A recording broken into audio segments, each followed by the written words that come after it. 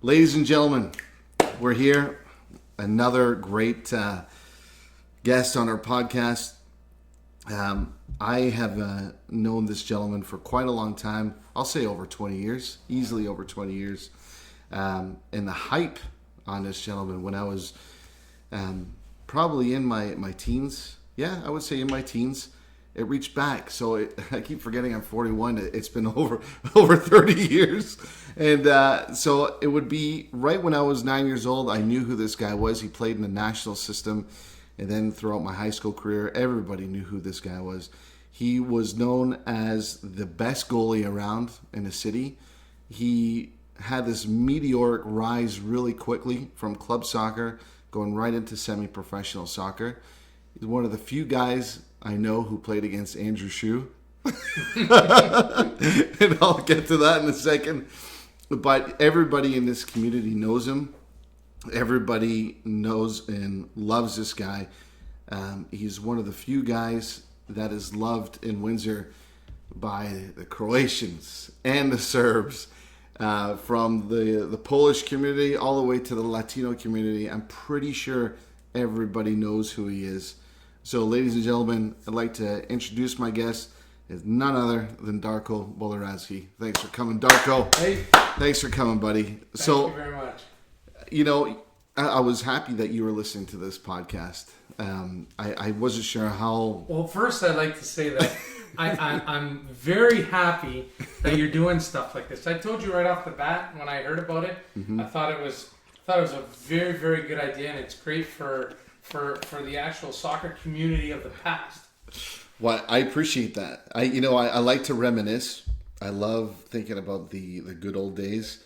I miss so much playing and then the locker room banter after. Those are the happiest days of my life. Playing full time all the time, and I miss the guys. And I thought, what a great way to just reminisce with people and have a good laugh and share it with all of our pals who no longer live in Windsor, who are here, there, and everywhere. And at least they get a chance to email me afterwards and rip the shit out of me for something I said or I didn't say, and I'm having a great time doing it. But when I reached out to you, I was just so pleased that you're listening, and I'm happy to have you here because I got a shitload of questions, man. Oh, that's great. I'm ready for them. Okay, and you wouldn't believe how many people emailed in today. I was so happy, and we're gonna start off like many people. We all identify with our ethnicity here in Windsor. I'm pretty sure I don't know anybody who doesn't identify with their ethnicity, especially the soccer players. It was kind of like a invisible badge of honor that you wore to a practice, and everybody kind of identified with how you identified, which was great. And so, Darko, you're growing up in Windsor, and you're growing up ethnically Slovakian to parents who were born in Serbia but identified as Slovaks, right? Yeah, absolutely. Tell me about that, about the language, the religion, what your parents like, what were your earliest memories as a kid growing up? All right. My parents are Slovak from Serbia, obviously the old Yugoslavia. I mean, our household was just like any other European household. I mean, strict, to the book, work hard.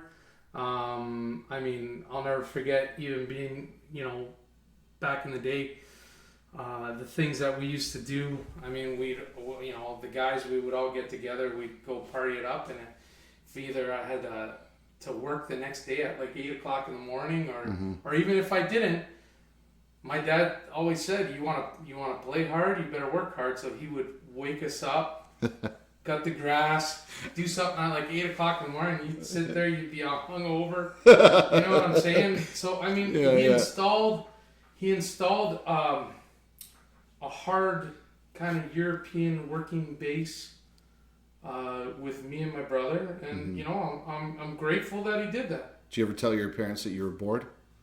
No, because for a fact that if you got told you were bored, you'd probably get one right across the chops. Yeah, or be put to work for a whole day. Yeah, absolutely. Being half Latino growing up, Steve and I could scrub a floor like you've never seen in your life. Oh, you never came to our household. telling Oh, totally. you, on your hands and knees. Oh, You know, we got smart after and started buying knee pads and stuff like that. It's a good thing I was a goalie because back in the day, when you were younger, you threw those knee pads on and it was all good. Oh God! So what, did he speak Slovak to you? Did parents speak Slovak? So my parents would speak Slovak to my brother and I, but we would always answer back to them in English. In English, eh? Yeah.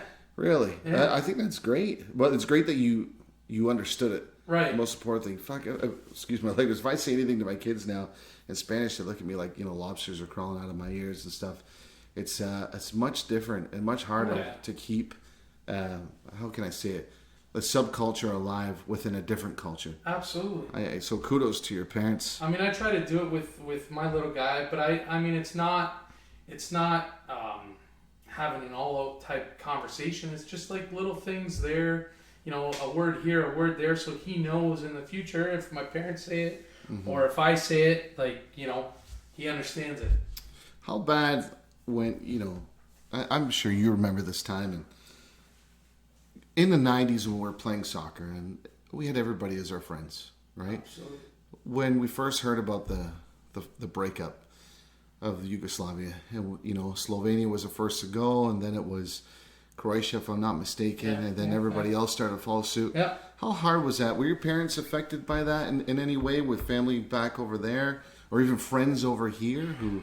Well, we were affected only because of the fact that all my relatives, like my main relatives, my first cousins, my aunt, my uncle, my grandparents at the time, all lived back there. And a lot of my relatives, majority on my dad's side, were, and even my mom's side, were obviously in the Serbian army. It's now up to date right now. Like, I mean, I've got cousins on my dad's side that are working in Novi Sad as police officers and stuff like that. Really? Yeah. So when you look back at that time and you saw the tension rise here, even at Windsor, I remember going to practice and hearing stories about, hey, so-and-so's buddy and their dad, they're from Croatia, they're going back, they're going to Zagreb, they're catching flights to Germany and going back to fight the war, and you hear the same thing from the Serbian side and maybe even Bosnian side. I mean, was that make your parents sad? Were they afraid? How were they at that point? I think their biggest concern was obviously their family, on who was affected and things of that nature. Now, I do hear. I mean, I heard back in the day too, is like there would be people that were either their father or mother were Croatian, or even their father or mother was Serbian, and their kids were born in Canada, but guess what? My kids got up and said, I'm either going to fight for Serbia or Croatia. You know what I'm saying? Which I understand, I mean, to a point, but in the same sense, I mean, I look at myself and I look at my parents came here to give us a better life. Yeah. So, I mean, if there's a country that I'm going to go 110% for, would be Canada, obviously, because they gave my parents the life that they have and the life that we have now. Sure. Oh, it's a good answer. So, I mean, not too long afterwards, Slovakia and Czechoslovakia becomes two, Czech Republic and Slovakia. When that happened, how were your parents thrilled? Were they happy for Slovakia, or did they feel that Slovakia was their home? No, it's not even that. Like I said, so I don't know how or what. I don't I mean, I've never really asked my parents. I just know that they were born in Serbia or Yugoslavia at the time,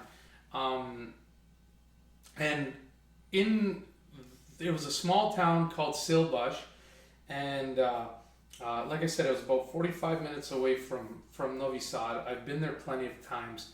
Great place. It's multicultural, so they were just kind of like how you would be. You're an Argentinian Scotsman, background. you were born in Canada. Yeah. Same thing with them. They had a background of being Slovak Right. that are, in Yugoslavia, now turned Serbia. It's complicated. It's complex. Hey, you know what? I have plenty of guys, and there's one guy that always busts my chops about it. His name is Reese Trenhill. Oh, yeah. He busts my chops all the time. He's like, I don't even know what you are. Macedonian, Serbian. He goes, I don't even know what the heck's going on.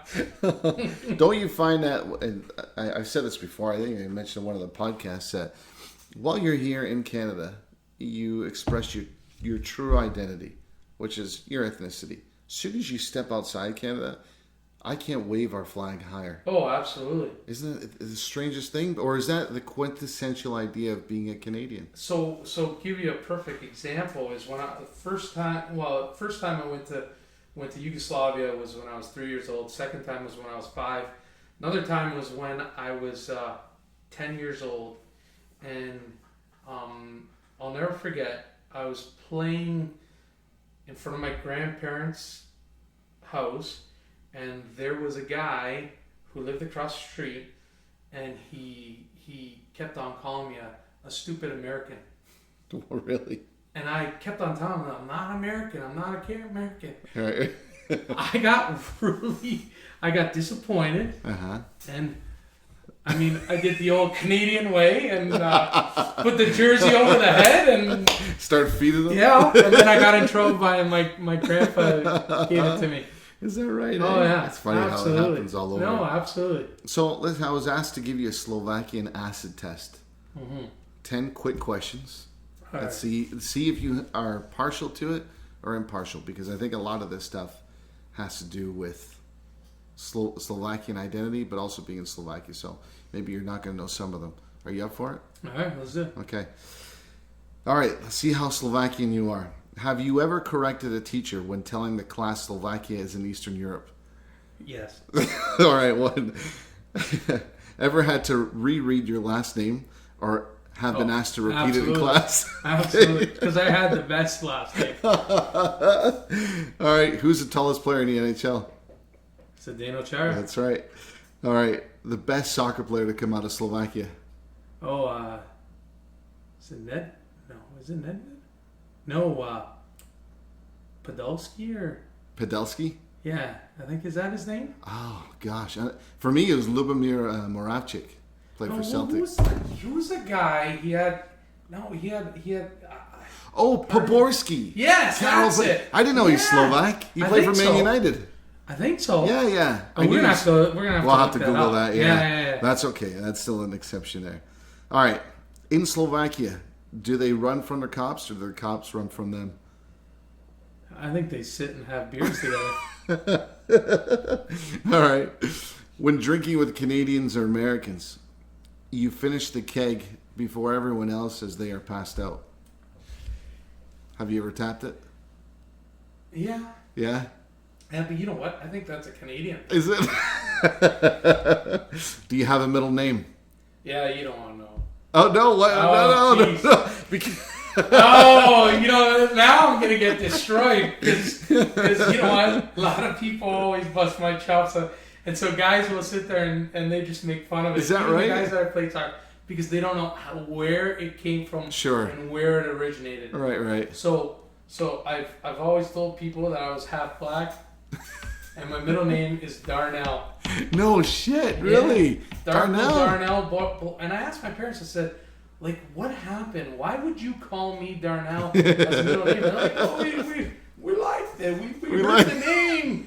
It sounded nice. And I'm like thinking to myself, Jesus, were they watching like the Detroit Tigers back in the day? Saw Darnell Cole go up the bat, and they're like, "Wow, that's a great name." Or we like it. You know what? I can't fault them because you know what? There's guys now that's all they do is they're like, "Hey, Darnell, what's going on?" And then even my buddies that are black, they sit there and they're like, "Hey, Darnell." So I'm like one of the boys. Oh yeah. That's all right. My brother's middle name is Toribio. Nobody knows it means Theodore in Spanish. Oh, there you go. And when he told them that in Argentina, they ripped on my dad for about a good hour. So because they say a lot of Slovaks don't have a middle name, which I find odd. I would think. No, that's because my parents were born in Serbia, so. Okay. But you know what? Even in Serbia, There's not many people that have with the middle names. too. Yeah. I think it was more of a Canadian thing when they came here. It could be. Kofola or Coca-Cola? Coca-Cola. All right. Martiner or Bud Light? Go Martiner. All right. Slivovica or Captain Morgan? Slivovica. You always got to go with Slivovica. Jakubiscu or Quentin Tarantino?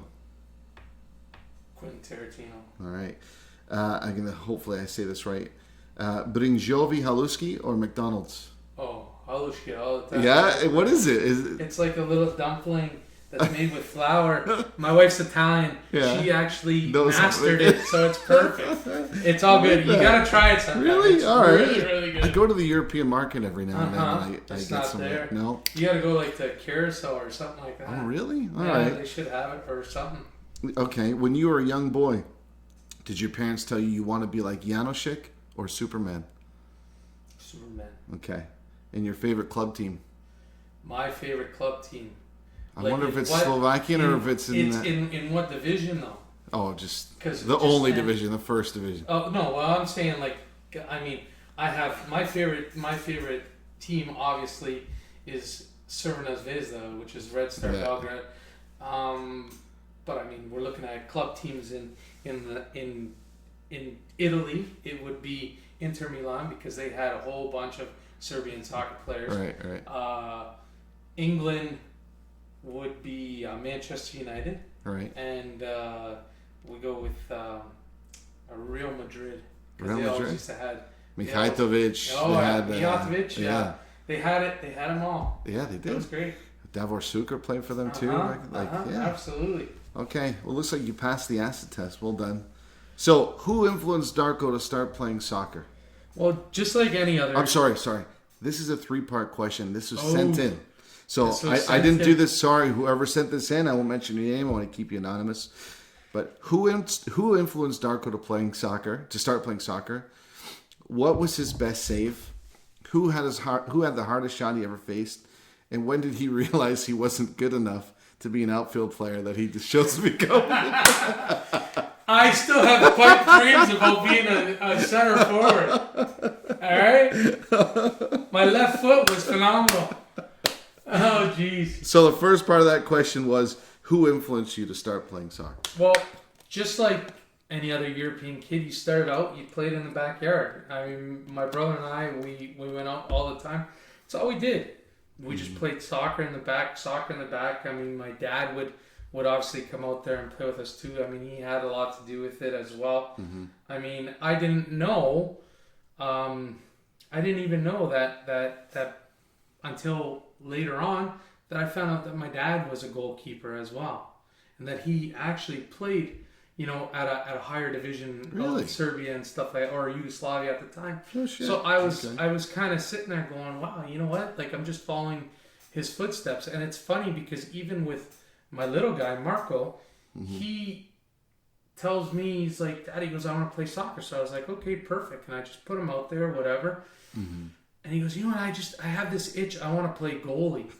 So I was like, oh, okay. And then it starts. And then it starts. So, and that's the thing is, like even my dad and you know what? It seems like all our parents that were a different culture, they just let us do what we wanted. You know what I'm saying? We went out there. We went to the park. Just like, I heard a few podcasts before, you guys used to meet up. And used to have these awesome games. Yeah. We did the same. I even remember coming here because I didn't live too far from here. Yeah. I remember coming out here to Remington Park and playing with you guys too back in the day. Yeah. I mean, with myself and like Nick Koronowski, Nick Trifon, Yeah. Steven John Pito. Yeah. I mean, I remember that. It was great. I remember being so intimidated when you guys were around. Oh, I don't my know God. why. Well, you gotta understand. I'm a 78. So, I was going through the FC Nationals era right around 91, 92. So first of all, when you're growing up in a park, you hear about Trifon, you hear about is it Nebusha? Neb, yeah. There was Eddie Krushrowski too was with us. Eddie, yeah. I mean, we heard about Koronowski, but we heard like funny stuff about him. Oh, yeah. He was such a nice guy. Yeah, he was a nice guy. Always. Then the Patos and Darko were like these mythical guys because of the reputation that you had with Nationals the reputation that you had all throughout the area because of high school. And then we're like, oh, like they're coming. We better bring our A game. It's like, this is getting serious now. You know what I mean? So that's what it was like for us. So when we're seeing you guys, just kicking the ball around, whatever, you know when you get that feeling like, oh, I'm going to go kick the ball around with them, juggle, make sure they know I'm not a tool or something like that. That's what it was. Like there's a manifestation from us. Don't mess up around these guys. You want to garner the respect. So it was, when you came, the atmosphere changed. Let's just say that way. So well, no, and I'm glad because that's kind of my same mentality too. Is like, whenever I used to look across and see who we were playing against, I made sure that I tried to do the best that I could and try to bring my A game because I know that if I didn't, because as a goalie, you're either a hero or you're the horse's ass, and that's it. What a great and there's been plenty of both. You know what I'm saying? Okay. So I mean, there were times where you know what, people came up at the end of the game and they were like, "You're awesome," this that. But then there were times where you just didn't want to talk to anybody. You wanted to hop right in the car and go home. So, we'll get to that, but it brings me up as a question. The first question, when it comes to the pressure on a goalie, how old were you when you realized I could be a donkey's ass or I could be the hero? I think probably about it's when obviously I played house league. I played house league soccer. I started off, and I know that you were talking about people who influence you to play goalie. I don't think I had a choice. When I was 9 years old, I was probably about a head taller than everybody else. And my coach at the time was Stuart Yule. God rest his soul. And he said, "You know what? You're my goalie." I said, "You know what? Okay, no problem." I started playing. And it was awesome. And I thank him for putting me in that still to this day. Then the next year I started playing I played with Jazz with Aurelio, which was great time. But the time was the first year I started playing with Voyagers. You knew for a fact that you had to bring your A game because we just got a whole bunch of these good soccer players. And it was a combined county team. Yeah, and you needed to perform, and that was it. So before we get to the Voyagers, I have an anecdote for you that's going to segue into this. Okay. Because you obviously played mini soccer, house league soccer throughout the old Fortes track and Windsor Soccer Club. So this question comes in from No Guessing Game. I'm sure you know right away. That's obviously a person that I know very, very well. Yeah. I've probably seen him last couple of days ago, and it's none other than Manu Segal. Oh, no, it's not. No, this isn't. Here's the anecdote. The setting, convertible pools against Croatia in the final. Darko was in Europe for about 3 weeks leading up to this weekend. Dave Jazz. He was home and going to be at the final game. But the coach, my dad, started with the backup, Ennio. He goes on to say that he reprimanded his dad for not putting you in net at the time. And due to that, I was sat on the bench for the first half of the game in the final. Ennio fumbled an easy shot. Crow scored on a rebound, and we lost 1-0. Yeah, I went in the second half. Yeah. I'm not bitter. It was house league soccer at the time, right? I mean, but just like, so just to give you an example is even, I'll never forget when I played senior men's soccer and I was playing for, I think it was Kaboto at the time, and Andy Ayton was the coach. Oh, yeah. And I said, Andy, I go, you know what? I got to go to Europe. I go, my grandmother's not feeling well. I go, somebody needs to go with my mom. I'm going to go. And he was like, okay, no problem. And then all the guys were like, oh, you're leaving now? I'm like, listen, I'll be back. Just give me 3 weeks. I'm like, I'm only going to miss a few games. Don't worry. Sure. So Andy's like, well, what are you going to do? I'm telling you right now, because my parents are from a small town called Silbush, Serbia. I'm telling you right now, there was nothing there. right? And I mean, I've been there plenty of times. So if you wanted to actually do something, you had to go out of town. But all I did was play soccer. And anybody who came with me, they just played soccer. So I played soccer so that's why I told Andy, I'm like, Andy, I go, I'm probably going to play soccer every single day. So I won't miss a step. I came back. It seemed like I was better when I came back. You know what I'm saying? So same thing with that. Yeah. We played soccer every single day. So, I mean, especially it was house league soccer. I mean, do I hold it against Mr. Jazz from not putting me in? No. But in the same sense. You want to have a little talk with him? No. I mean, kidding. I'm good. I'm good with that. No, he was a good coach. I can't complain about that. So we know that was Dave Jazz. Yeah. And Darko, you're the first part of this segment. Your favorite Dave Jazz story. Oh. Yeah, and you know what? There's another 3 guests that are lined up, obviously, within the next, I would say, next 3 weeks. And I've already sent them the question. You're being surprised with it tonight. But within an hour of me sending these people the question, I've got at least a paragraph answer. All right. The one that you told me last week. Oh, God, I wanted to cry. Oh, and that's probably the ultimate. Is it? Please explain. I'm telling you, I've known Dave since I was probably 9-10 years old. Yeah. I mean, there's great stories. I mean, there's so many stories.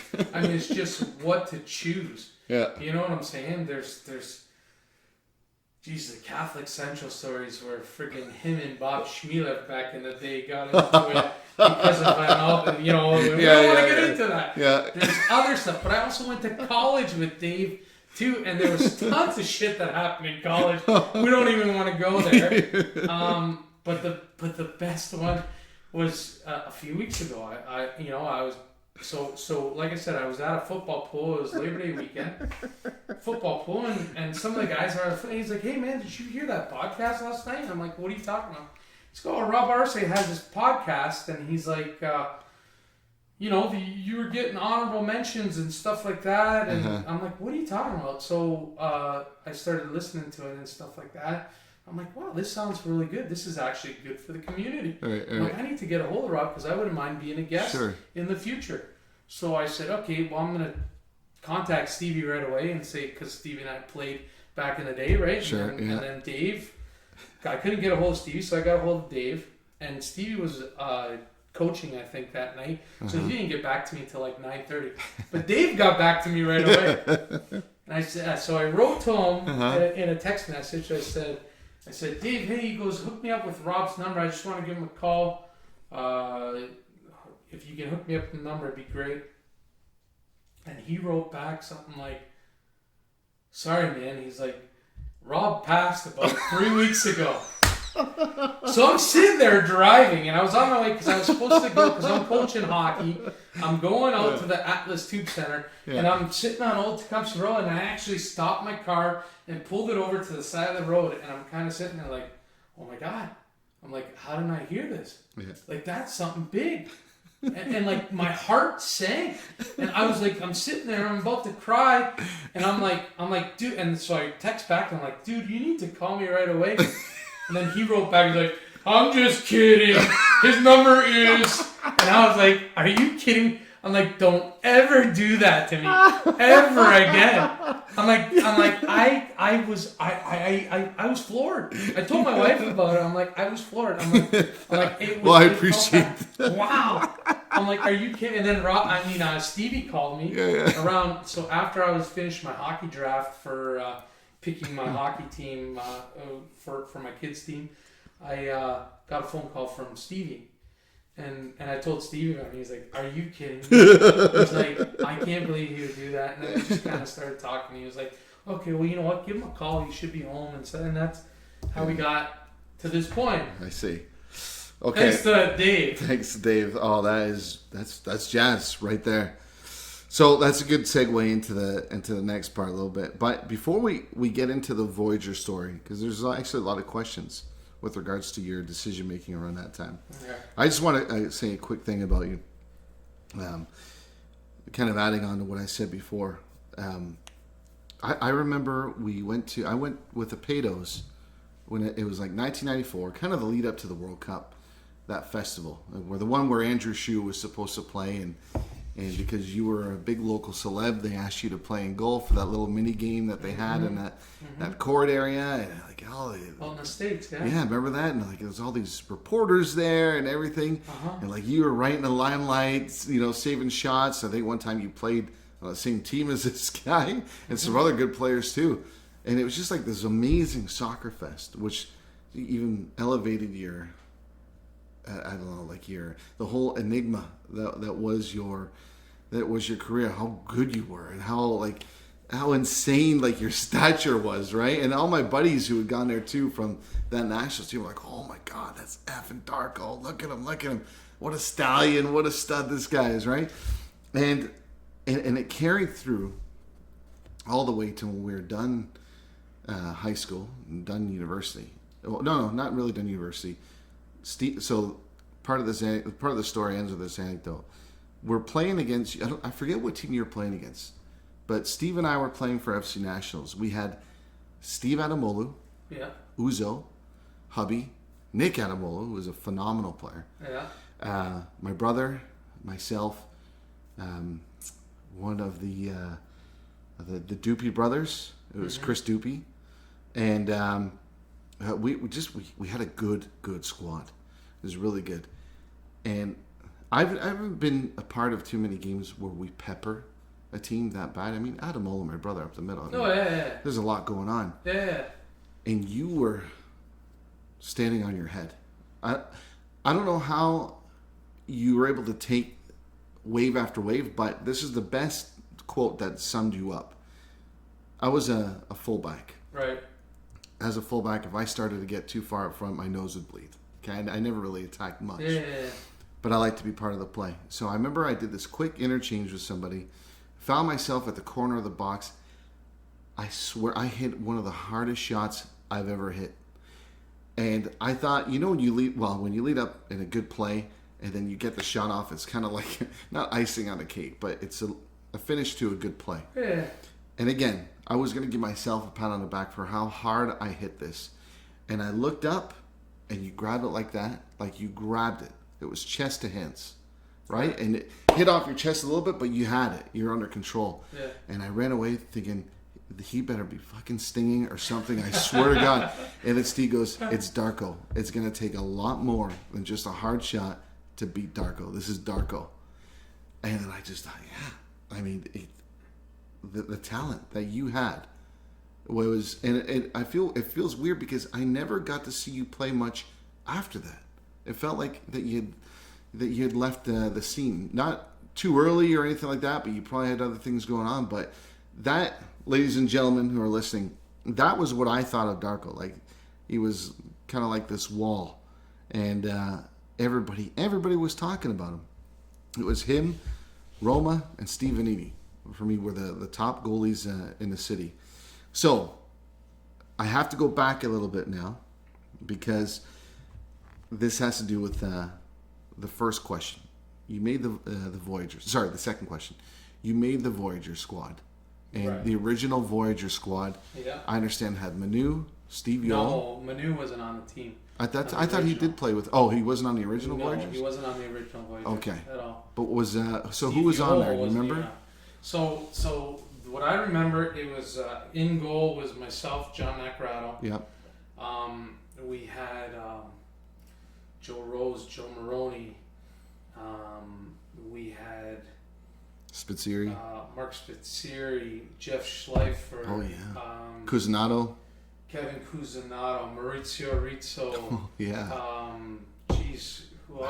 Greg Kotsis, Anthony Ciatoli. Brian Bond. Mm-hmm. Who else? There's a guy by the name of Michael. I don't know what he's doing nowadays, but there's another guy that was on the team. Like, I mean, it was like I said, a team. We were stacked. Yeah. That was, I'm telling you, one hell of a team. I mean, the things that we did were amazing. We won everything. That's all. We won everything. We were good. Yeah. The bottom line is we were good. I remember Jazz at the end of every season. Dave came after. He a came while. after. Yeah. But the trophies that guy would amass from 1 year with the Voyagers was unbelievable. Yeah. So it gets me to this question here. It says, Rob, please ask Darko if he thought leaving Kubota Voyagers was a good decision. I can honestly say it was probably the best decision I ever made in my life. Only because of the fact that we played in the Windsor District Division, and I mean, we were playing teams that couldn't even compete to what we were doing. Right. We were spanking teams like 12, 13, nothing, to a certain... I'll never forget, we played like... I don't want to call these teams out, but... Go for it. All right. Well, Macedonia, we beat them like 13-0 one Really? time, right? And the only team is when we kind of did that cross of actually playing in a higher division, right? Like an older. Yep. And the only team that would give us competition was the other Kubota team, which was with Mark Nicodemo, right. Phil Rocca, Ben Giannotti, Steve, I think Berlante. Steve Brilliante, the Portuguese. Yeah, he was good. I think he was good. Yeah, so those were the only guys that actually, gave us competition. The rest, nobody gave us competition. Oh, actually, I can't say that. Croatia always gave us competition. Who was on that Croatia team? Croatia was 76. Yeah, Zokovic? Tom Perscalo. Oh, Perscalo, yeah. Hell of a goaltender. Jako? You got Jako Morik. I think Mark Zokovic with Ante Maglic. Who's the other Croatian guy? Went to Herman. His name was Ante as well, right? Billy Semensky Oh, he was on the team too. Who was that guy who went to Herman? He had the ponytail with the shaved head on the sides. He was an Ante. Ante. That was his last name? Yeah. Okay, I'm sorry. He used to have the throw-ins that would go to like, yes. He scared the shit out of me. Yeah. So Semensky was on that team. Marlovitz? No. He Jim Marlovitz was older. And Eddie was older too. Eddie was older, yeah. So that's not a bad squad right there. No, not at all. So they gave you a run for your money. You're beating the crap out of teams left, right, and center. The only option for you to further your game is FC Nationals. And you know what? We kind of sat there, and I think, so what happened was Dino Rizzo was a coach, gave us a call and said, hey, you know what? And I don't fault him for it because we were supposed to go to Italy. So he said, hey, you know what? There's this other team. You're probably going to play in a better division. Mm-hmm. Why don't you go play for them? We'll get the squad. We'll go over here. Yeah. So I thought, boom, we're all going over to FC Nationals.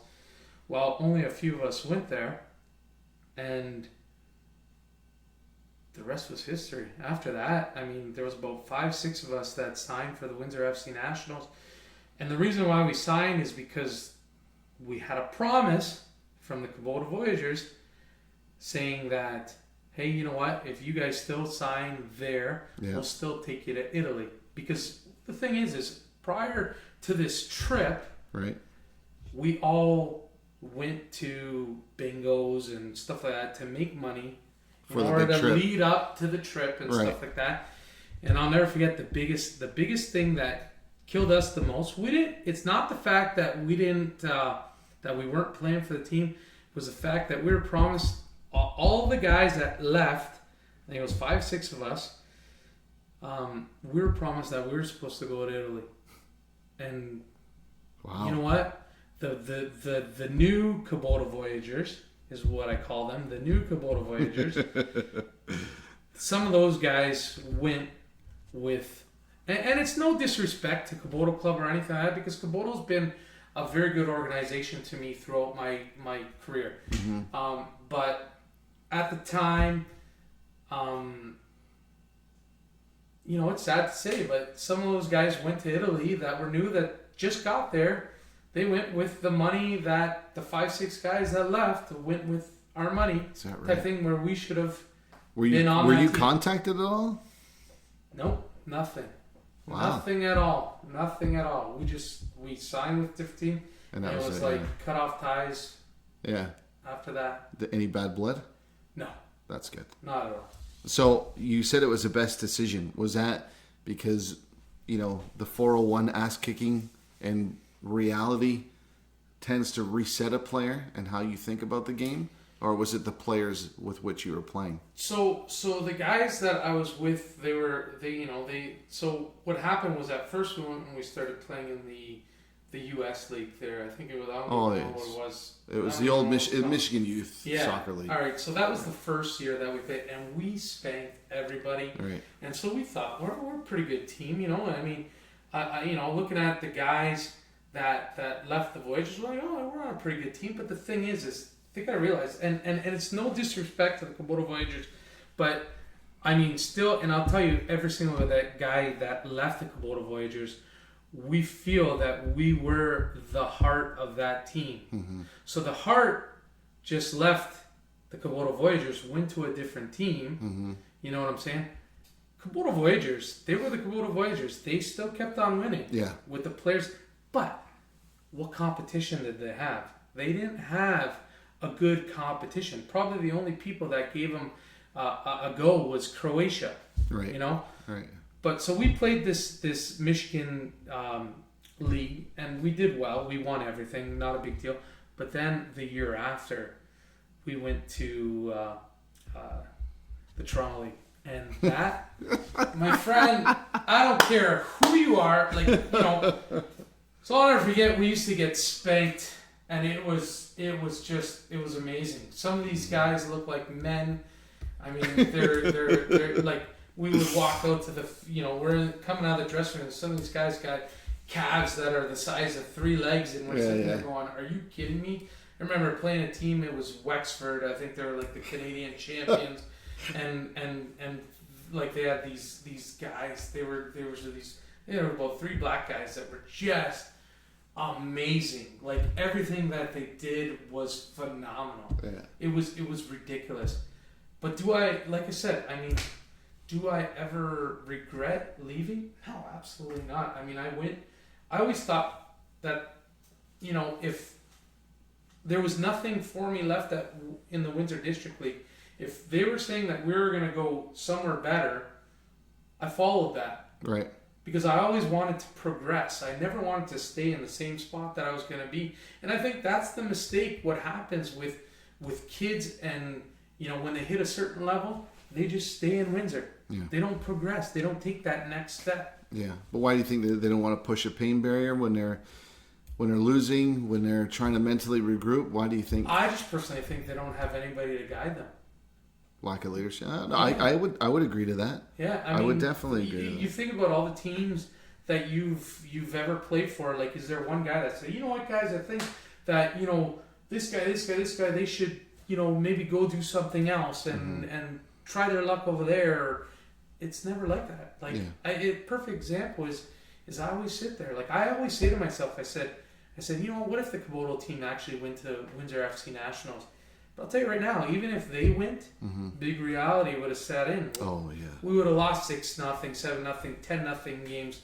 It would have been a big eye opener. But That's you know what? The sad part is but what if all the best kids from 1976 that were born in 1976 would come and play for one team? Would we have lost? No, maybe not. Mm-hmm. You know what I'm saying? But we didn't field the best players. You know what I'm saying? No, I hear you. So Manu was saying the same thing for your age group. There were a lot of actually ethnic allegiances that prevented that from happening as well, which I thought I still think is sad, but at the same time, I'm the first one to respect that decision. But as a city alone, oh good, it would be so great if we could unite under a flag. But that's another story. So I have another Voyagers question before we get off that get off the whole hate train for you leaving Voyagers. It's pretty much the same, almost the same as the other question, but it was, what did you miss from leaving the Voyagers versus what did you gain? Well, obviously when you leave a team that you've been with for a while, you obviously miss the people that you've been around for so long. Mm-hmm. But in the same sense, you now hop onto a new adventure and you're going down a path like I can't fault the Kubota Voyagers because Kubota. My last year playing with Kubota Voyagers, I think was when I was about 13 years old, and we played. I think we made it. I think we made it far in Ontario Cup. Really? Right? And I ended up getting my first provincial letter to come and travel for the provincial team through the Voyagers. Is that right? Yeah, absolutely. Really? When I was 13. Did you go? Did you end up going? Under 14 team. No, I never ended up going only because there was no other kid my age that I knew. I can't say that I don't know if anybody else got offered, but couldn't go because my dad, you know, at the time, I mean, your dad worked at the same place my dad worked at. Yeah. They were constantly working 7 days a week. Yeah. Who was going to take me to go to Toronto every single weekend to, you know, play for the provincial team? Yeah, no, it is tough. I mean, you think about the amount of parents still that try to make that sacrifice, try to get there. It's difficult. And you know what? To echo what Paul James said, my brother's old Canadian coach, it's a system. It's kind of a failure. It's a different thing if you're going to London. Most European places you travel the max 2 hours to get to a national training center. But we're just so big, and I think we're badly organized in that regard. But I remember doing it with my brother and Hilaire, but that was the difference. We had Hilaire with us. The three of us would go up, and we'd do our training. But even we went for like 3 weekends in a row, but it was really difficult. Oh, it's great. That's your weekend done. That you don't know anybody there. You're confronting things under other people's breath. Like, why don't you bring your whole team and all that stuff? You're not made to feel welcome. And I think that's the first time a Windsorite sees those kinds of expressions and movements, and you don't really know quite sure how to power, but just play. Think about who's on the Canadian national soccer team. Take a look at where they were born. Majority of those players are from the Toronto, BC area. Yeah. You know what I'm saying? Yeah. So I mean, my thing, it's like they stopped in Toronto. They never came down. Yeah, they don't send a lot of scouts this way. No, they don't. No. So yeah, GTA, Vancouver. I rarely see Montreal. Yeah, you get, and it's a strange thing, but I don't understand. Like you said, the States they're almost the same side if you look at the width of that country, right? Yeah. They have 10 times the population we do, but their national training centers is what keeps them afloat. I think they're doing the right thing like that. But I'm just a peon with an opinion in that regard. But so in terms of regrets, I mean, we're at Kubota Voyagers. You have no regrets about leaving. What was the best highlight of your career at that point? You're in high school. We talked about this before the podcast started. You went to Kennedy. Your parents moved. You had to go to Massey. You probably left a lot of friends behind. But at that time, you were playing for the Windsor Wheels. You were on the bench. You were on the roster. I remember watching you. You played games. You were a full-fledged member at one point, weren't you? Windsor Wheels, I was just, with myself, I just went to practices. Okay. That's it. So what happened was, so to give you an example, is always wanting to achieve a little bit more. So I ended up going to, playing my last year for FC Nationals, and I think the cutoff point was like about 16 or something like that, right? Okay. Like 16, 17? Yeah, right around there. So where was I going to go next, right? So I kind of, what I did is I signed, it was funny, I signed with Hellenic that year.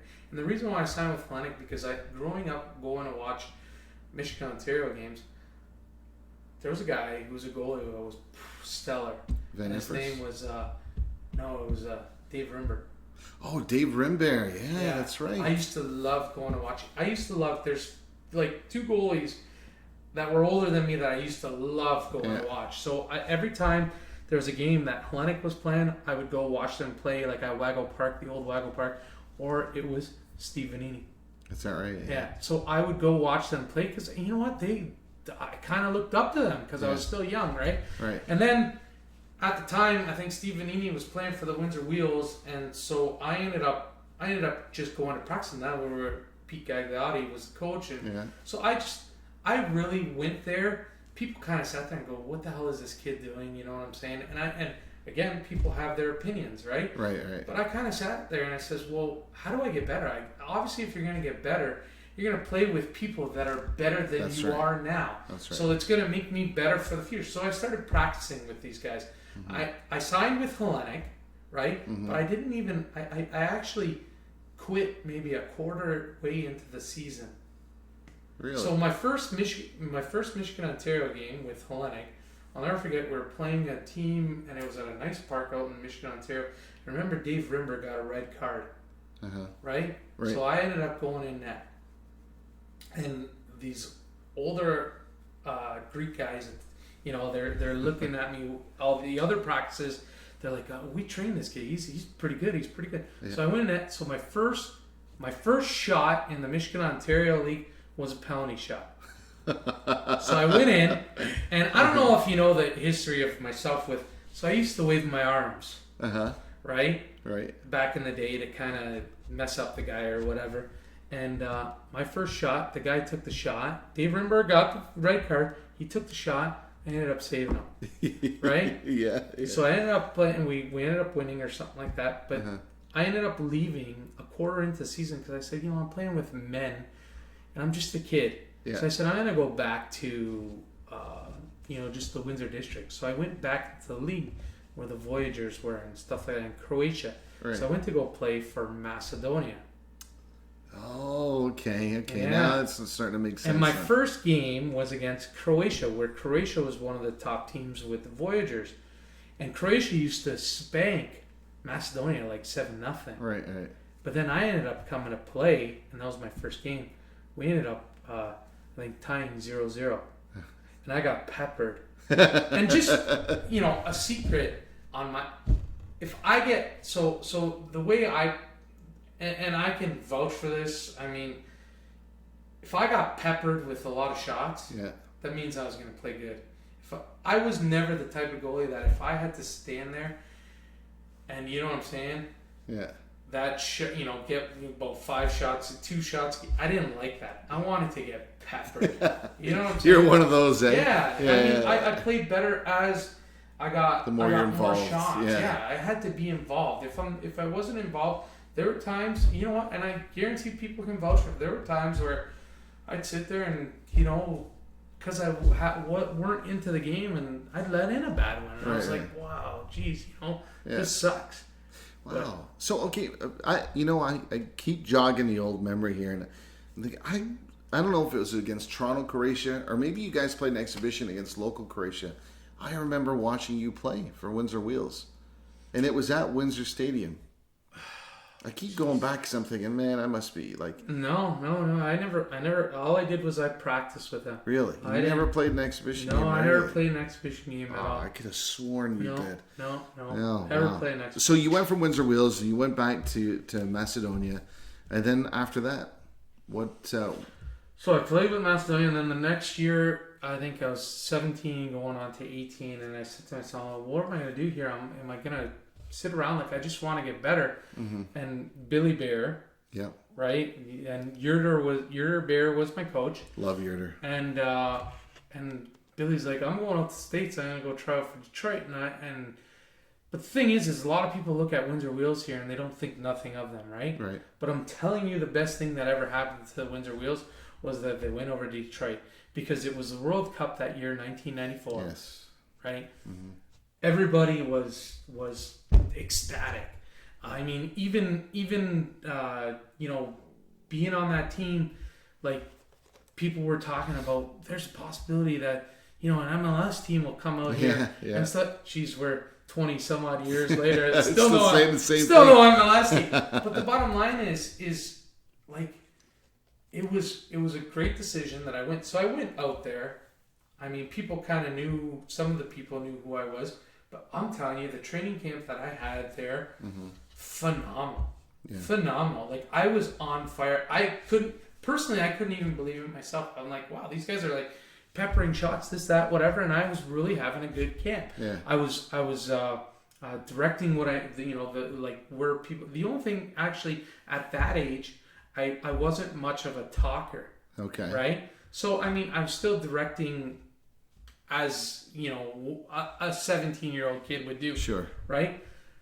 But I had the opportunity to sign with the Detroit Wheels. But at the same time, I had an opportunity to either sign with Detroit Wheels or I go to. I was offered a full-ride scholarship to Farley Dickinson University out in New Jersey, which was a top 20 school at the time in New Jersey there. Right. And I remember I took a day off of school. I was at Massey at the time. I took a day off of school, and I went to go visit my brother and his buddies. And we're sitting there like, what are we going to do? And what? They're like, what are we going to do? And I'm like, acting as your agents. Yeah, and I'm like, I don't know. I really don't know. And kind of, I just went with the moment because I thought, I'm like, I'm not the type of guy to actually leave home and stay away from home for. I'm not gonna lie, I was a mama's boy, right? So for me to actually, if I was to take off, I went to New Jersey. Do I regret leaving, like not taking that route? I don't regret it. I mean, do I think that soccer would have been different? Probably would have been. But I can't complain at the path that my life went because, I mean, everything went well. I mean, soccer, I did what I did. Yep. But you know what? The true thing in life is, you know, what am I doing now? Right. You know what I'm saying? How it shapes you, how it builds you. Exactly. And so, I mean, that's all she wrote. No, I think it's a great story. I think it's a typical Windsor story. I look at the guys who went away to school. Guys like Anthony Mascaro, John Roma. You know, there's a lot that came back after the first year because I'm not saying that it's too hard or it's hard to be away, but it's not fun. There are a lot of distractions when you're away at school. You're on an athletic scholarship. You're trying to feel familiarized with your surroundings, and you're not going to achieve that. I think there's very few people that find a niche, find a group of friends, and you know, like, yeah, this is me. This is it. Yeah, your brother's one. Yeah, and it's not an easy thing to do. So yeah, no, I see it as a Windsor story, and it's not a failed story. You know, it's what shapes you, and it's what builds you, like we said. So, that being said, you played all around the senior men's game. Played on some great teams locally. We've both watched some great teams make some great runs in the Ontario Cup. Because I think you identify not ethnically as a Serb or, like you said, ethnically as a Slovak, but because your parents hail from country, the ex-Yugoslavia, I think you have a kindred with ex-Yugoslavs, right? You know, the Serbs. Oh yeah, absolutely. So, of all the guys that you played with, if you could form an 11, right, based off of Crow, Serb, Slovak, Czech, we'll even go to the other side. Anything? Are there guys that pop up for you to make absolutely. A Yugoslav formidable formation? Absolutely. Yeah? What are you playing? I'm going to play the original 4-4-2. No diamond flat? No, nothing. You're going to go British? No, nothing. Okay. 4-4-2. So who's in net? Huh? Who's in net? I'm going to put myself in. I like that. Nobody's done that yet. Yeah, Nobody's done that yet. I love it. I mean, I listen to guys like Dominic Roma. Very humble guy, man. Yeah, he is. And he doesn't realize, I don't know if he realized it, but he was phenomenal goaltender. You know, guys like him, guys like Anthony Santilli. Yeah. You know what I'm saying? Phenomenal. Both. You know what I'm saying? They were great goalies, and I love when I see Dominic Rome because he's still that same humble guy he is. ever. And with me, I'm fine, but I always like, I don't know what I portrayed a little bit of a cockiness towards myself. I to never a certain got that. extent. Some people used to say, "Oh, you think you're too cocky." Well, I mean, that's all in what people thought of you. But I mean, the way I looked at it is like, if I didn't act like that, I need to show people that I was confident because, I mean, you're really the last line of defense. So you need to show people that you're confident, and that's what it was. But I get it. Starting 11, do I get to pick? Do I get to pick guys that played in the Michigan, Ontario? So would they be American too, or do they have to be from Windsor? They have to be. Okay, put it this way. This is what I'll give you. They have to have an ethnical identity. ethnical identity ethnical, and played in the Michigan, Ontario. That's right, from any of the ex-Yugoslavian republics. Okay. So you can even go. No, Albania was never part of Yugoslavia, but Kosovo. No, but Albania is there too. You're gonna lump them Oh, in? I'm gonna throw some Albanians on the From team. Drita. Remember them? Yeah. All right, go on. I'm So I'll dying tell to you hear right this. now, All right, go for Center it. forward, Victor Queenie. Oh my God, Victor Queenie! How could I forget about him? Played on the Red Star Belgrade practice squad. He played with me. He did, Played with me when I played for Detroit Wheels. I can't believe you just rocked that name out of Yeah. Victor Queenie. Yeah. All right, is that your number 9 right That's- there? Yeah. And then Wow. and then the next guy who played with me for Detroit Wheels, and then we kind of swayed him to come and play for Macedonia. Drago. No, you remember Asmir? Oh no. The center forward. He was insane. Bosnian? Yeah, he's a Bosnian guy. What was his last name? You remember? Asmir Saucevic. Oh my gosh, why does it? I remember Drago. So the reason why that guy came was because remember Amir? Remember Amir, old guy Amir, played center mid, played for all these ethnic teams. Amir, I forgot what Amir's, but I would put him in the middle. With the guy with the massive legs? No, That- Amir or was thinking a of- small guy. Crap. No. Oh, what's Amir's last name? He owned his wife owned a hairstylist place out on Erie Street there. Was he Albanian or was he He was a Bosnian? Bosnian guy, I think. Amir. Bosnian? Or no, he could have been Albanian, I think. Really? Yeah. Okay, so you got Victor Queenie and Asmir up top. And then an honorable mention, I got to put Dan Kolik up there. Oh shit! Oh my God, that guy still haunts my dreams. Having a Dan Kolik was when I played for Detroit Wheels, I was 18 years old, so my dad used to tell Dan Kolik, he's like, Danny, he goes, you're all he's got up there, so so you got to take care of him, right? Yeah, so yeah. Danny Kolik would be my honorable mention What a player. on the center forward position, right? Yeah, that's a good call. Great guy. I put also in my midfield, so we got Amir, we got Jako Morik. Yakomor, that's a good call. Yeah. Very good call. Which, again, a guy like that, and I would put Mark Zokovic out on the outside. Right or left? I don't know. What I think he was right? Was he right footer? Yeah, right footer, I think. Right? Okay. I would He was put him. good. So I He just was so kind of good. sit there and like, those two guys, I understand that they played for Croatia. Right. And I understand there's a lot of guys that played for the Voyagers, but why not take that one step just to play, just to see, just to compare what you had. I mean, they all became good soccer players, don't get me wrong, but just to play in the NSL, like it was, to go to bat with the guys that I went with every weekend. You're going out to Toronto, living it up. It was awesome. Yeah. No parents. We were living life, man. It was awesome. I remember that. The other side, I would put, I don't know if you remember, Andrew Yelich. Oh yeah, the Yelich brothers. Yeah, when I played for probably Windsor Serbs, when I came back, so what happened was my Detroit Wheels season went from like very early. I think it started in February. And it finished in June. So there's still, I'm like, what do I do?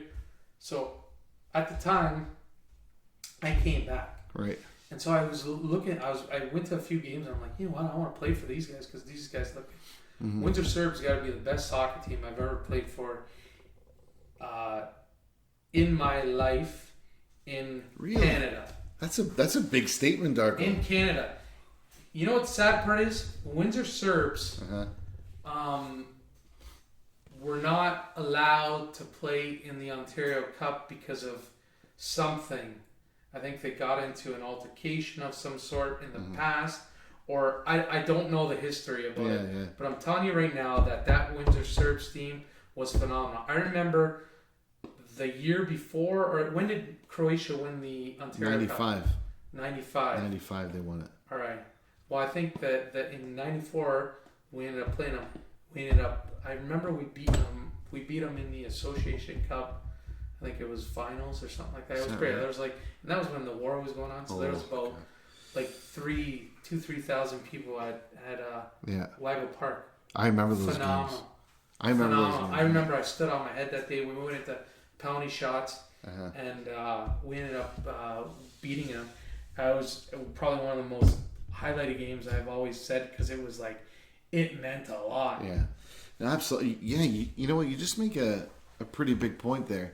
That Croatian team was pretty incredible. Well, that's in what the you measure mid-90s. yourself with here. That's in Windsor, right. But if you guys at the same time, and I remember the year after they won the Ontario Cup, is pretty much the same team. They were missing Jay Marlovitz. That was it. Yeah. But I remember it was a tie. It was like 2-2 or something like that. Micmac underneath the lights, the old Micmac Stadium Field. And I thought it was, what a game it was. Yeah. What a game. Yeah, we used to have, like, when we played it, like, it was good games. But I'm telling you, the Serb team was stacked. We had guys from the States. We had you remember Carlos de Gloria from the old Lincoln, the flow with the hair. He was a solid And he player. played for Windsor Serbs, eh? Yeah, he played for Windsor Serbs. Wow. Absolutely. He was a beast. It was a good team. Wow. So yeah, Andrew Jelic on the left side, I guess. I mean, he could probably play both feet. Right. He was good enough to do that. And then Who's your other center midfielder? I think I already did. Did I? I said Yako. Yako. You put Zokovic on one wing. Yako Amir. Sorry. Yes, Amir. Amir. Okay.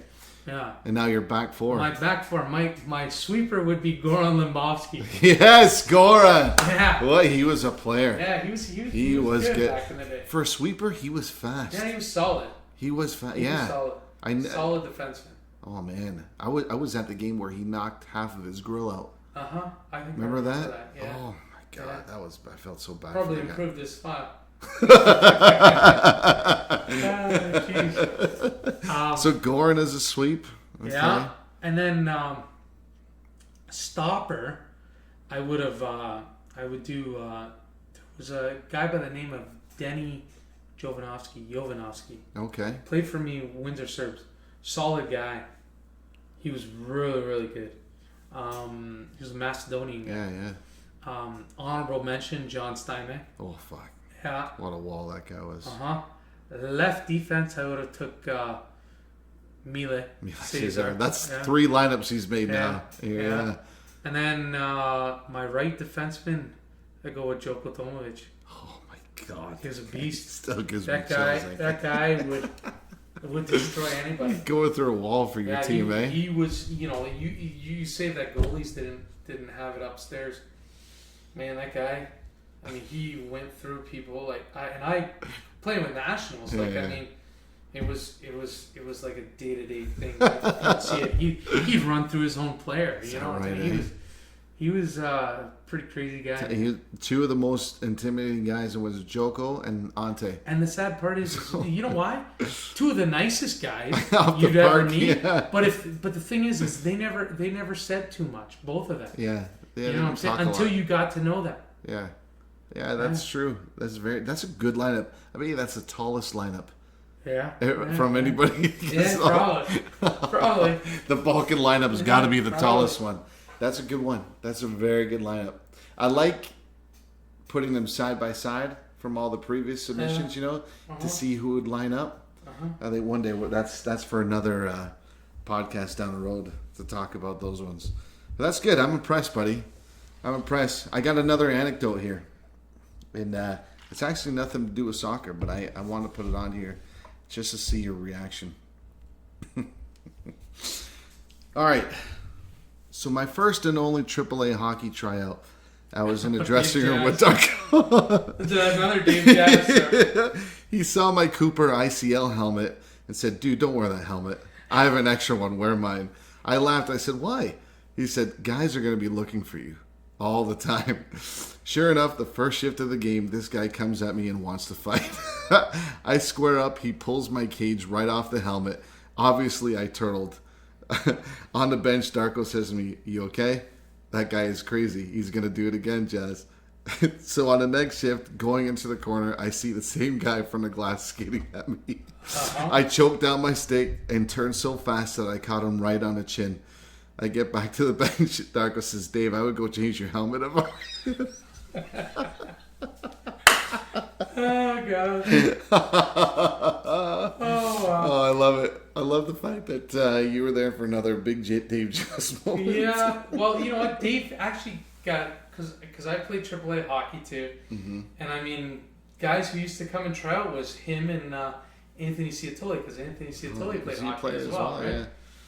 So I mean, I used to see, obviously see them on the soccer field, but I would say, I'm like, oh, this is different, guys. Yeah. I'm like, so I'm like, it was.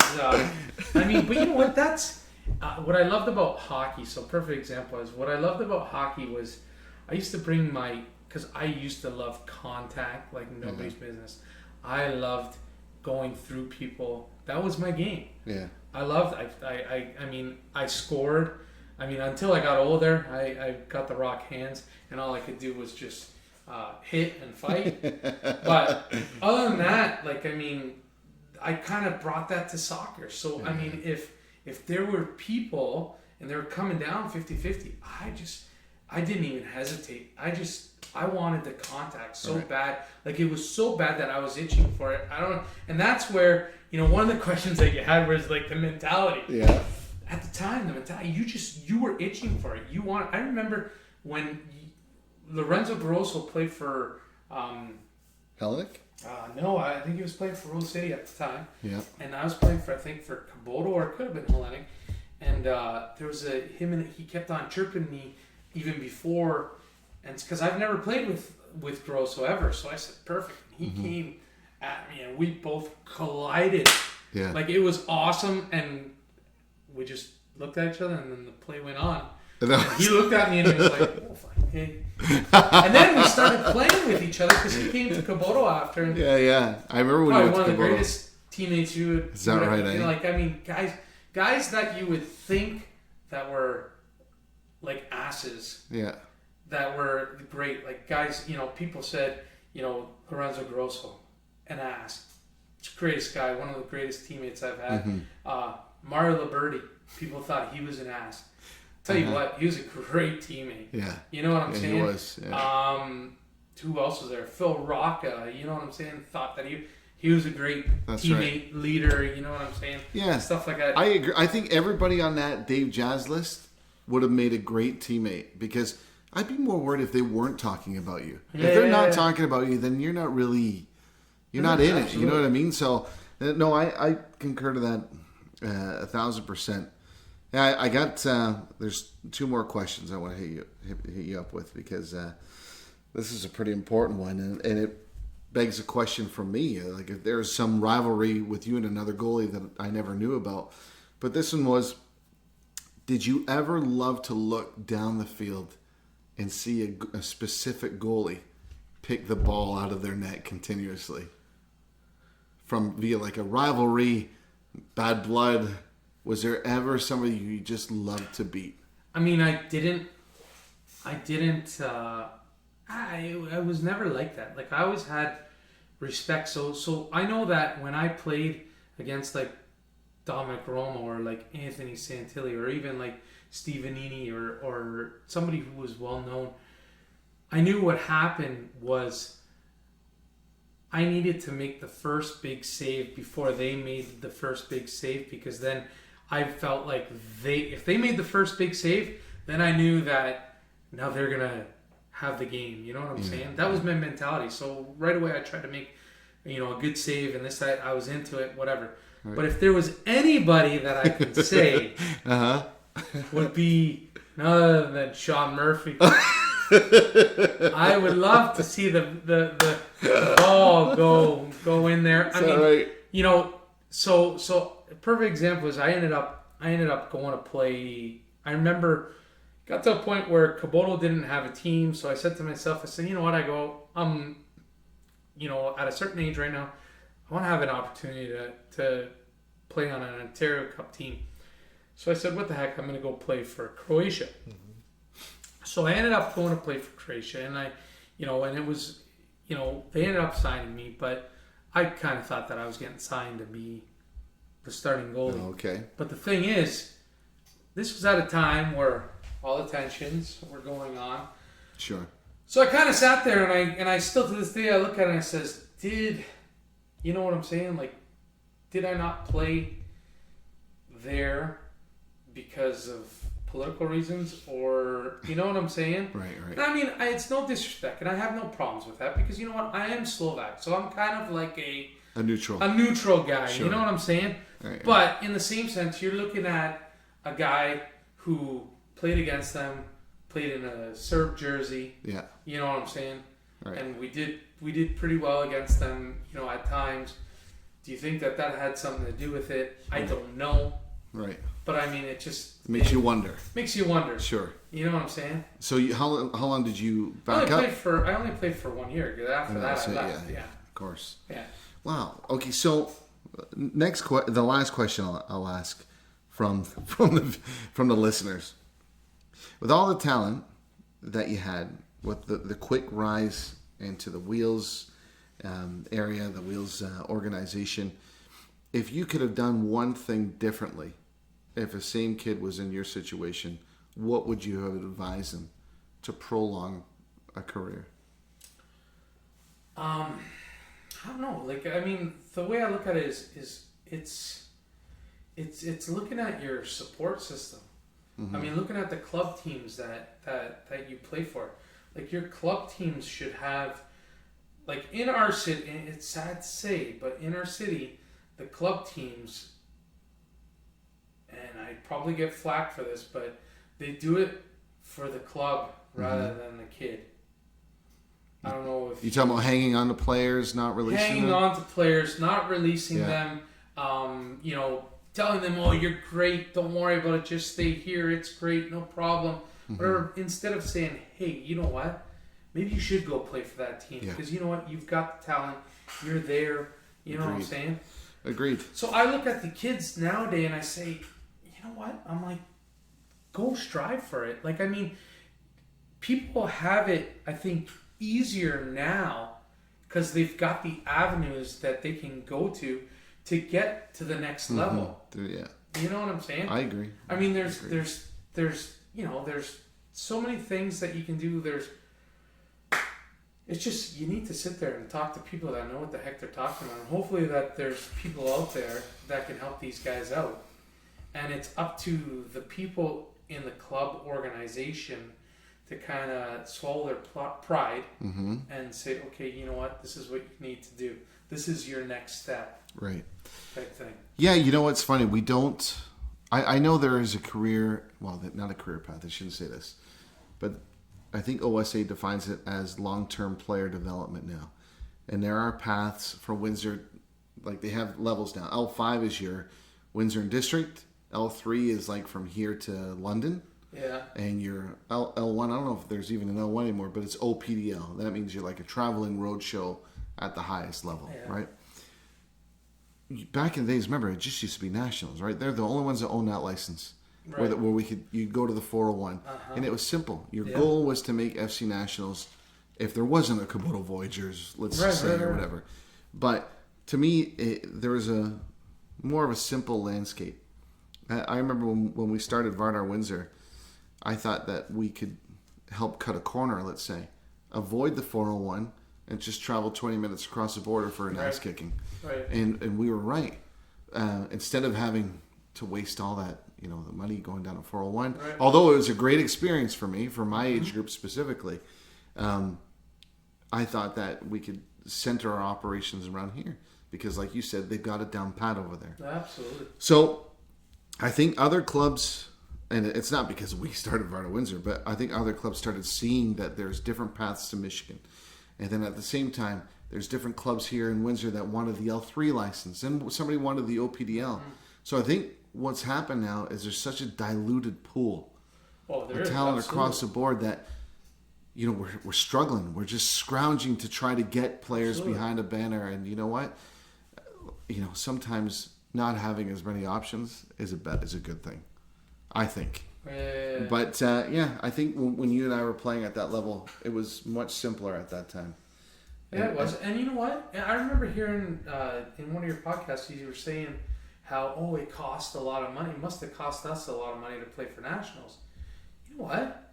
I don't remember that. And you know what? I can even ask my parents for it. But I remember paying a registration like $150, couple $100. Yeah, I remember it's $250 for us. But it was paid by the club. Yes. Like the hotels and everything were paid by the club. Yes. You know what I'm saying? Because of the amount of money that they brought in through extracurricular things. And because of bingos. And, Absolutely. And 10 years ago, they stopped allowing bingos to go towards the... And I think that's part of the...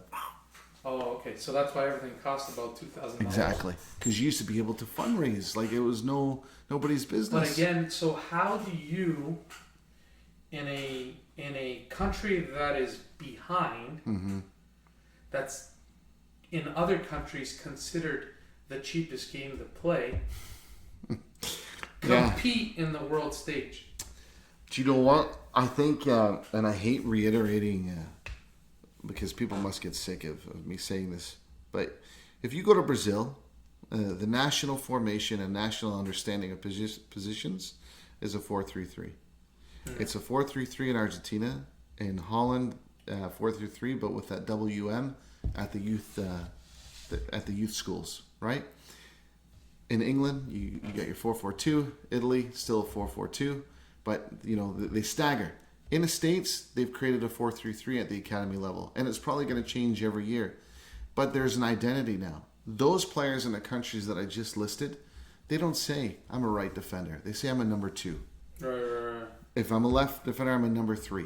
The identity is different, because if I tell you, Darko, you're 9 years old, that you're a left defender, immediately you're stifled by the noun, defender. Yeah. Whereas if you're number 2, number 3, you know that you have the liberty to go up, join the attack, be a player that's involved in both the attack and both the defense. There you have created a DNA within a national structure for youth. All across Holland, they know what to play and how to play. Germany, I bet you more that it's more rigid than the Dutch. But they know where to be and how to play. Right.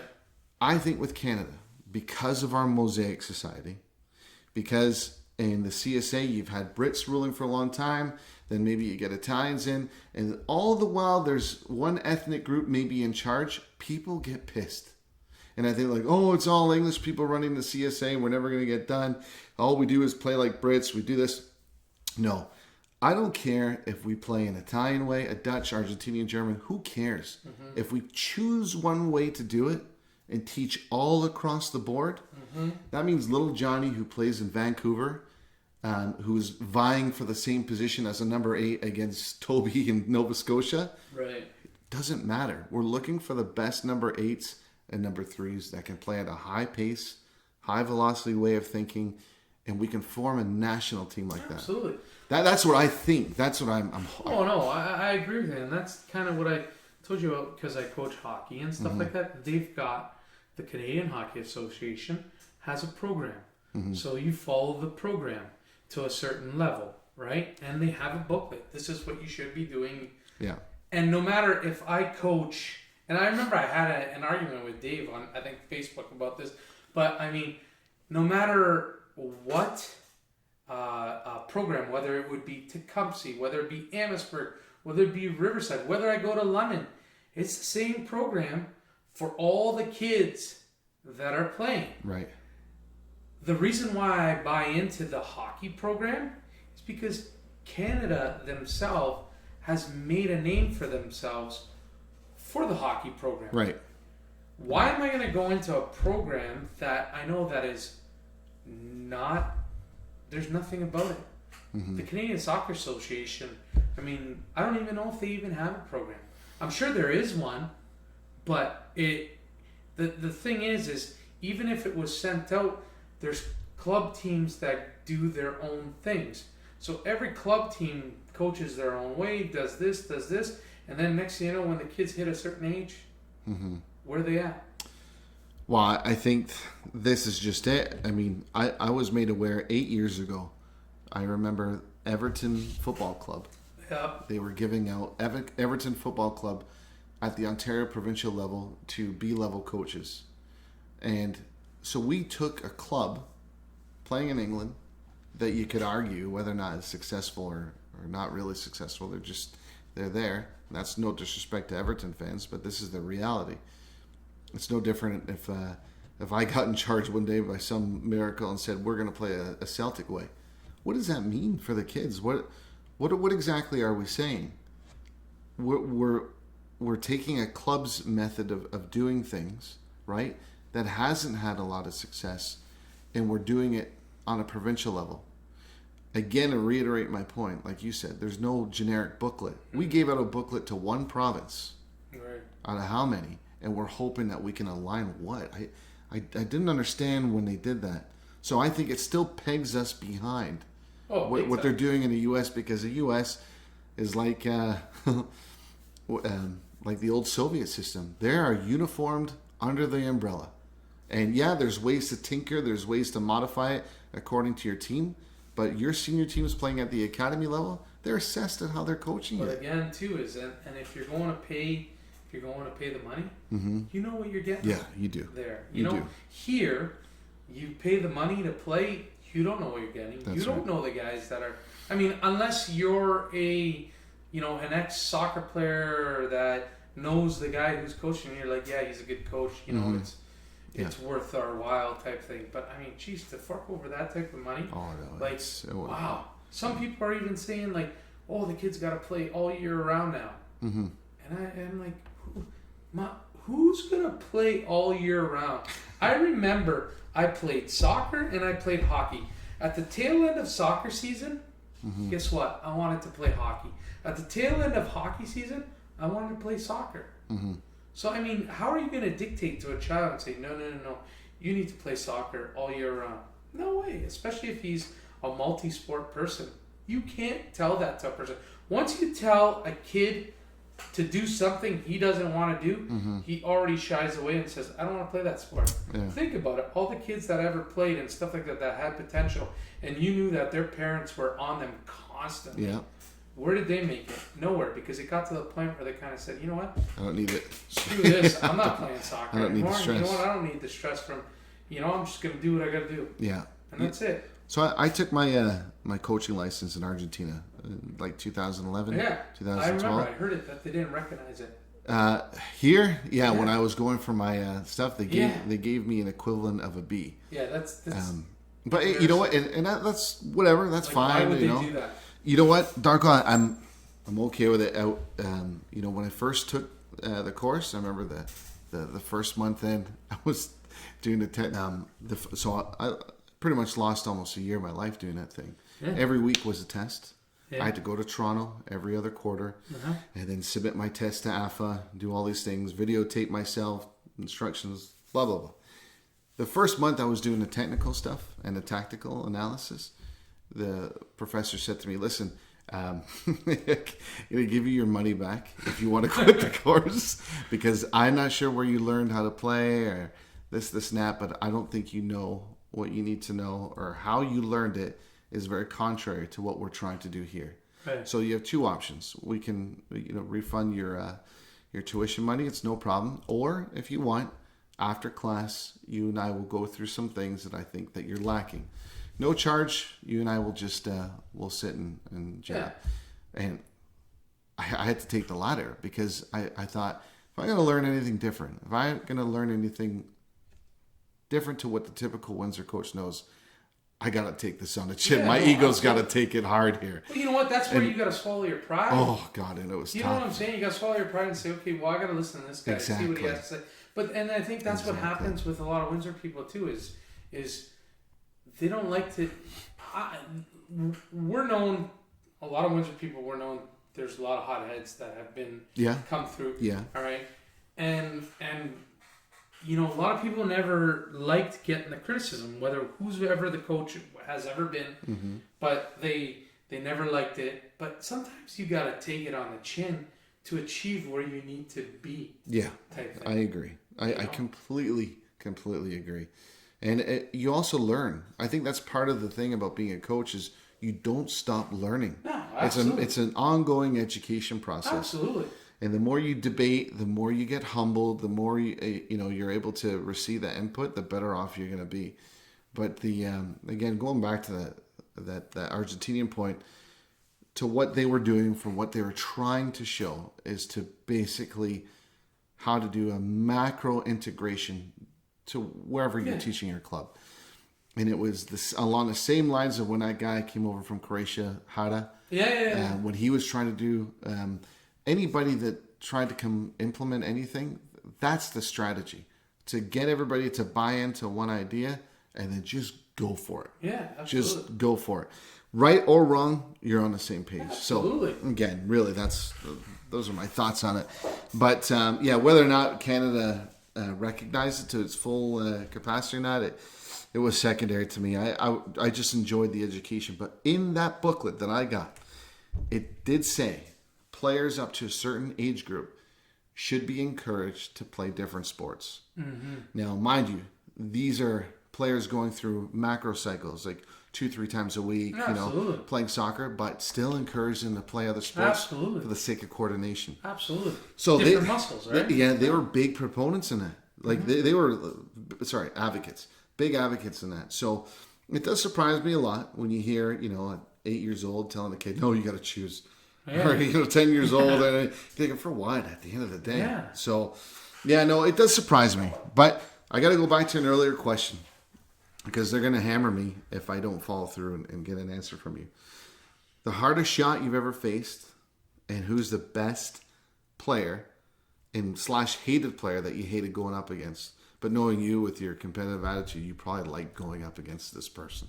There was one guy that I just didn't, and it's sad. And you'll be surprised when I say it, but it seemed like this one guy always had my number. Really? Yeah. Who's this? Yeah, and you wouldn't even have, you'd think it would be somebody like a guy like John Roma or Dan Kolick or something. It was Emil. Oh, Emil Herta. Yeah. But he could finish. Yes. He was the finesse finisher. I don't understand that kid. If there was one kid that actually honestly could score on me, it was like when he got the ball, it was no problem. He would go and it got to the point where it's like he was on a breakaway, and I knew, I'm like, I need to just go through his legs. I need to hurt him because you know what I'm saying? It was that bad. Yeah. Like it was. I think he had my number. Yeah. Honest to God, that's the only person in Windsor that I can honestly say. And you know what? A lot of people will sit there and that are listening right now and go, Emil, like all the good players that I've ever. There has never been any other player that I could care for that I can say that I was worried about. Yeah. But honestly, that guy, and he went to Kennedy too with me. He did, yeah. I mean, whenever he got better as like time went on. You know what I'm saying? So I kind of sit there and I'm like, geez. Listen, I'm so happy you said that because it was in the 90s. I'd say mid 90s. So Steve and I, for those of you who don't know, we used to clean the banks every night. We'd come home from high school, we'd do our homework, and then like typical Latinos, we'd have to go somewhere to go clean. Yeah. So we'd go clean the banks, but before we go clean the banks, or maybe even after, if it was still daylight out, we'd hit Remington Park. Right. And for, I would say, almost 2 years straight, every night that we were out there, Emil came. And this is right when he came. So he came from Romania to Oakville to, Scarborough to Windsor. And he played on this amazing Scarborough Malvern Magic team. Yeah. So good that the patch on their sleeve said, "May the force be with you." Because they gave a shit kicking to everybody. It was kind of ironic and funny. When he came, you couldn't tell what his dominant foot was. He was that quick with his feet, technically unreal, right? But never blistering fast. No. So I think a lot of coaches and winners like, he's not fast. But if he got the ball in around the 18-yard box, it was in. Yeah. So one year, we're 16 and 17 years old. Rick Kloos decides, all right, you boys are big enough for the senior B. So we go up to senior B. It's Dave Flay and Emil as our strikers. We lost one game that year. That was it. We won the league. Those two guys lit it up because they were the perfect complement to one another. Right. And Emil, it wasn't just he was knocking them in from every angle. No, he had a knack for the net. Yeah. I mean, even watching him, like, let's say you guys played before us or something like that, and we were there, and I was like, geez, man, like, it wasn't just me. It was like, he was there. He was doing stuff. And you know what? It pissed me off, like, all the time. Like, that's one person that I can honestly piss me off. No other person in the city went. And it's funny because he went to my high school. Yeah. So, like, I mean, I left, but I mean, he was there, and I think when I think he was in grade 9 when when I came back, maybe in grade 9 or grade 10 or something like. I think grade 9. Yeah, it would have been that. Yeah. When I was in my last year of high school at Kennedy. Did he start for you guys at Kennedy? No, I don't think he started, but he could have. I don't quote me. Yeah. I don't know, but you had JJ at that time too. Yeah, JJ was there too. Yeah. That was losing to, because we were supposed to win it that year, and losing to St. Joseph's with a Frankie Pacheco insane goal. I remember that at Windsor Stadium. He hit that volley where the cross came. Mm-hmm. He hit it once and then spanked the volley that I felt it on my fingertips, and I'll never forget. Like, he even told me, we sat down because he played on Kubota with me after, and he told me, he's like, that's got to be like, this was probably maybe about, I would say 5 years later, maybe even even longer. But he even said it. He's like, that's probably the best. He did it as sweet. Yeah, dude, man. You screwed up. Like, it was like a tail setting. I'm like, this. If we would have beat you guys, we would have won. Yeah, we would have won for sure. Yeah, we were playing. Where were you guys at that the other semifinal? Yeah, and you guys lost, didn't you? We lost to Brennan. Yeah. I missed a penalty kick. Yeah, Brennan ended up winning. Yeah, they did. Yeah. Oh God. Exactly. I'm telling you right now, and it kills me because it's so fitting, because when I was in grade 10, we ended up playing Brennan in the finals, and we ended up winning in penalty shots, and going to Swassa, played, was it St. Anne's? Yeah, we played St. Anne's in Swassa, and we ended up winning. Oh, okay.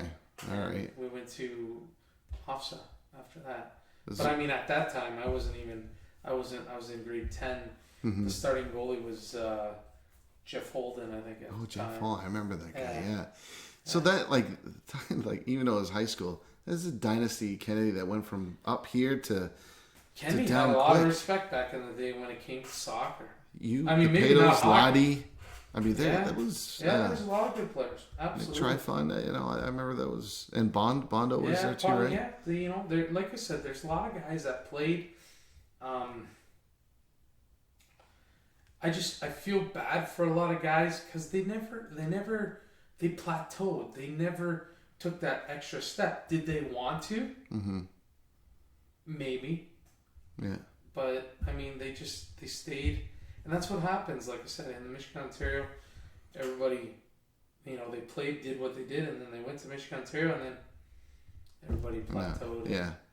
I think you plateau because, like you said before, sometimes it's a competition that brings you to a different level. Mm-hmm. And once certain teams started leaving and certain commitments from coaches started wandering and wavering, absolutely, it became a 2-horse race for a long time with Croatia and Rose City after the 90s, like I'm talking early 2000s. I remember it turned into that, and then it turned into a 4-team A division. Yeah, no, absolutely. And I'm thinking, come on, you got to be kidding. Well, then that's another reason why, so when I was playing for Detroit Wheels, and I used to always go visit Watt and Rod at Soccer World. Yeah. And, I would go there to take a look at their stuff because I would have time to kill before my soccer practices. And Watt and Rob would be like, hey, maybe you should come play for us one time, just to see how it is. Yeah. And so it got to a point where, so I was invited at, I think at the age of 25, because my age, I'm only 26 now. But, so I'm 43 right now. And so at the age of 25, I got invited to go try out for Toronto and Montreal of the A division. Mm-hmm. And so I ended up going out to Montreal for a week. I ended up going to Toronto for a week. Everything was kind of good, whatever, but never went anywhere. Mm-hmm. Right? So I came back, and all the training that I did, I felt like if I come and sign here, I feel like I didn't accomplish anything. Yeah. So then I talked to Steve, and Steve's like, hey, why don't you come and play out for, with us in Arsenal? I'm like, you know what? I might do that because I'm like, they always told me, they're like, come out here, we want you to play. Yeah. So I'll never forget, Steve went and talked to them. They said, yeah, for sure, tell them to come out. So I went over there and I'm like, hey, and they're like, all right, right away. Yeah. We signed. it was a good experience playing out there with guys that I kind of played with back in the day too. A lot of Michigan State guys are there too. Yeah, And absolutely. they would escalate it. No, yeah, it was like, and that's another, like, that's a team right there. Yeah. Like the Arsenal team that, like, I mean, a lot of people would talk about Croatia, Ontario Cup team. You're talking about that team right there. If they would have played Ontario Cup. I'm sorry. Like, I mean, you're looking at at least a 4-0 loss. Mm-hmm. You know what I'm saying? From the Arsenal team. Yeah. It was insane. The amount of skill that these guys had. Yeah. It was crazy. I mean, and it was amazing. I loved watching it because you know what? I didn't even start. I sat on the bench and I saw these guys. Yeah. And they were great. I mean, majority of those guys were drafted by somebody. Mm-hmm. You know, whether it be MLS, whether it be A. I remember the goalie at the time. It was I forgot his name. It was a black guy. He was drafted by. What's the team? Was it MLS or No, it was was the A division. I think it was Rockford. I think it was. Oh, Was New it York? Rockford? I think it was Rockford or something like that. I think they had an A team at the time, but there's a lot of guys. Yeah. You know, even MLS too. I mean, there's a lot of guys that were drafted. I mean, geez, a lot of people got drafted. Oh, I mean, even Stevie got drafted, right? He got drafted in Montreal Impact. Yeah. Exactly. Yeah, I remember going over with FC Nationals to play against Michigan State University, and Steve Hart was coaching that team with the Adamolus and stuff. And of course, my brother played for MSU, and I was playing left fullback, and the guy who I was marking, I'm pretty sure went to the MLS, John Minigawa Webster. I think he went to Kansas City, but I kept thinking to myself, how am I going to keep up? I'm, slower than a week in prison. What are we going to do? But it was a great experience. It was that's the thing. amazing. Okay, so was it the skill or was it the fitness? It's the pace. It's the pace and the fitness. But that's what I'm saying. Yeah. I mean, if you have that fitness, then you can keep It's up easy. with that pace, Yeah, right? it's easier. Yeah, no, absolutely. I agree. But it's another thing about Windsor. But for another discussion, it's quantifiable results for me. How do you get the kids to another level? Assessments. Yeah. Things that we never had that they know they've got to keep Absolutely. at that level. And then those show are them standards. show them the reward at the That's end. exactly it. You know what I'm saying? Exactly like, it. I mean, you can do what you want, but again, you can tell people what you want them to do, but I mean, if you don't show them the reward at the end, then what are you doing it for? Exactly.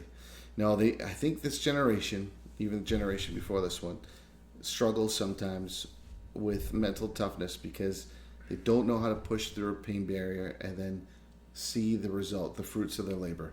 I really do think that. Like you were saying, when you went on that fitness run, when you went away to school, you thought you were going to die, but sometimes you got to die to be reborn, right? Absolutely. So the quicker we do that, the quicker we teach these kids and the new kids coming through, I think we're on song. I think we got a chance anyway. But what is it? 2020? What 7, 8? is that the next one we're going to host World Cup. We got time. Where there's Canada, U.S. and I say we and resurrect. Mexico. Yeah. We're hosting it, baby. I say you resurrect Voyagers. Oof. See what happens. Yeah. Well, listen, Darko. We're at an hour and 44 minutes. I'm pretty sure we just beat Jazz's podcast. That's all I wanted to do. I can't thank you enough for coming on, buddy. I hope it's given a lot of people some insight to your career, to what you enjoyed, to what you liked. I had a great time. I think you're a great guy. I've always thought you're a great guy. Many people think the same. So from myself, all the listeners, I want to say thanks, buddy. Thank you very much. I just want to say one thing. I want to give kudos to a couple of coaches. Oh, yes, by all means. One is Yurder Bear, Yes. Dan Doherty. Uh-huh. Phenomenal coaches. Dan Doherty actually helped me out as in later years and stuff like that when I was trying out for these major teams, in the professional level. Mm-hmm. He would train me. He would take time out of, training his girls that he would be doing. Yep. And he would pull me to the side and start training me and stuff like that. Another person is Good man. Lukatevsky. I don't know. Macedonian guy. When I played for Macedonia, he actually helped me out to go to Vermont. I don't know what happened, but I don't know if the coach contacted him or if or if he contacted the coach. But there was 2-3 players that he said, hey, these guys might help you out or whatever. So the coach came and he wanted me, Billy Bear, Goran Lembowski. I mean, only Billy and myself ended up going. I came back after a month, obviously, because Darko was homesick and stuff like that. But Billy stayed for, I think, a year, I think he did. Yeah. But then he tore up his knee and he came home. That's a shame. But I just want to give kudos to that. No, I'm to glad those you did. guys. They had a big influence on soccer, and yeah, I love Yerder. Love Yerder. Yeah, hopefully I can do the same for my kids. Well, let's see. I gotta put you to it when you start getting heavily involved. Well, we'll see. We'll see. All right, brother. Thank you very much. And I appreciate it. I hope that you'll come on more podcasts. Oh, no, absolutely. I think this is awesome. I Good. think, like I said, right from the beginning, I said right away that this is a great thing that you're doing. Thanks, buddy. I appreciate it. And we're going to keep going more and more. Paulo Carlini is the next guest. Oh. We got a lot of questions for Paulo. Voyagers, guys. Yeah. Paulo, I can't wait. So it's going to be fun. If anybody who wants to be there on that panel, I can't wait to grill Paulo. Anyways, thanks again, Darko. Sounds good. Thanks a lot.